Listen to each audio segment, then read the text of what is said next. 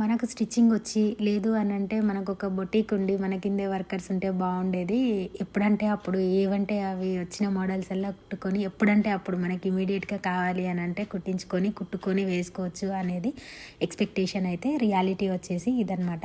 నా యానివర్సరీ వచ్చేసి Feb 13th, ఇప్పుడు 12th Feb నైట్ 9:30 అవుతుంది. నా బ్లౌజ్ ఇంకా హాఫ్ ప్రాసెస్లో ఉందన్నమాట. సో మనం ఎక్స్పెక్ట్ చేసినట్టుగా అన్నీ జరగవు అనడానికి ఇది ఒక చిన్న ఎగ్జాంపుల్ అనమాట.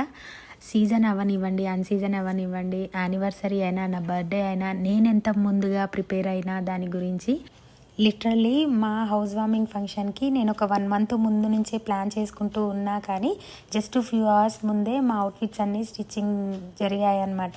ఎర్లీ మార్నింగ్ 4 o'clockకి పూజ ఉంటే నైట్ 11-12 వరకు కూడా స్టిచ్చింగ్ జరిగింది. అదే నేను కస్టమర్ అయ్యి ఉంటే నేను కూడా టెన్షన్ పడే ఉండేదాన్ని, కానీ దట్ ఈస్ ద రియాలిటీ అనమాట.